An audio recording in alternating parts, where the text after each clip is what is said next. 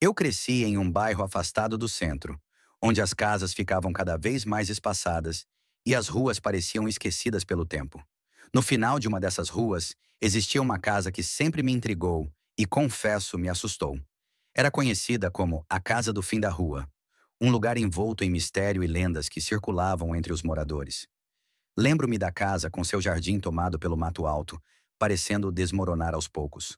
As janelas estavam sempre fechadas, cobertas por uma grossa camada de poeira e cortinas esgarçadas. À noite, sob a luz fraca de um único poste, parecia que algo nos observava de dentro da escuridão da casa velha. Os mais velhos do bairro contavam histórias sobre uma senhora que viveu ali. De acordo com os relatos, ela era uma mulher de meia idade, muito reservada e com um olhar sempre distante, como se carregasse um fardo pesado demais para suportar. Dizia-se que, após a trágica morte de seu único filho em um acidente na rua, ela nunca mais foi a mesma. A partir daquele dia, a senhora passou a viver trancada em casa, e ninguém a via sair, exceto por um breve momento para deixar flores no portão. Sempre lírios brancos, as flores preferidas do seu filho. Uma noite, há muitos anos, o silêncio costumeiro da rua foi brutalmente interrompido por um som que me arrepia até hoje. Um grito longo e agudo que vinha da casa. Lembro-me do medo que tomou conta de mim. Ninguém teve coragem de ir até lá investigar o que havia acontecido. Somente na manhã seguinte, alguém finalmente chamou a polícia. O que os policiais encontraram dentro da casa nunca saiu da minha memória. A idosa estava sentada no chão da sala, abraçada a um ursinho de pelúcia, com um olhar completamente vazio. Ela havia desvivido, mas sua expressão era de profunda tristeza e sofrimento. Era como se a dor da perda a tivesse consumido por completo. Desde aquele dia, as pessoas começaram a dizer que a casa havia ficado viva.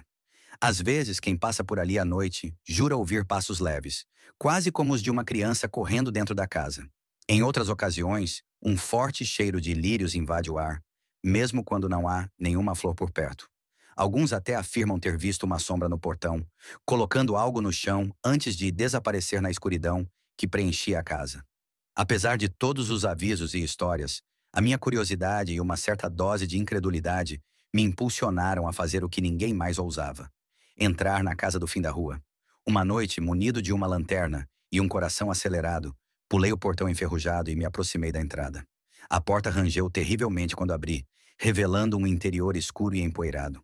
Caminhei cautelosamente pela casa, observando os móveis cobertos por lençóis brancos e a poeira que se acumulava por todos os cantos.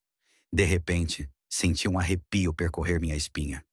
Um forte cheiro de lírio invadiu o local. A temperatura caiu drasticamente, e um silêncio ensurdecedor tomou conta do ambiente. Até hoje lembro do medo que tomou conta de mim ao sentir o cheiro das flores. É agoniante a sensação que ainda sinto ao lembrar do momento.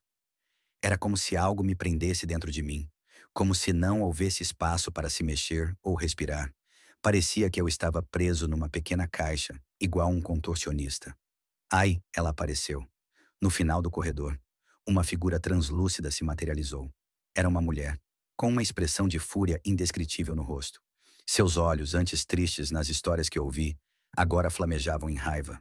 Um grito gutural ecoou pela casa, um som que parecia vir das profundezas da alma. As luzes começaram a piscar, ouvi o som das portas e janelas baterem fortemente em protesto. Senti um vento forte me atingir, como se uma força invisível estivesse me empurrando para fora. Em meio ao pavor, entendi a mensagem clara.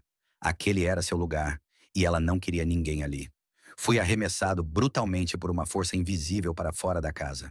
Sem olhar para trás, com o coração batendo forte no peito, corri desesperadamente sem destino pela rua.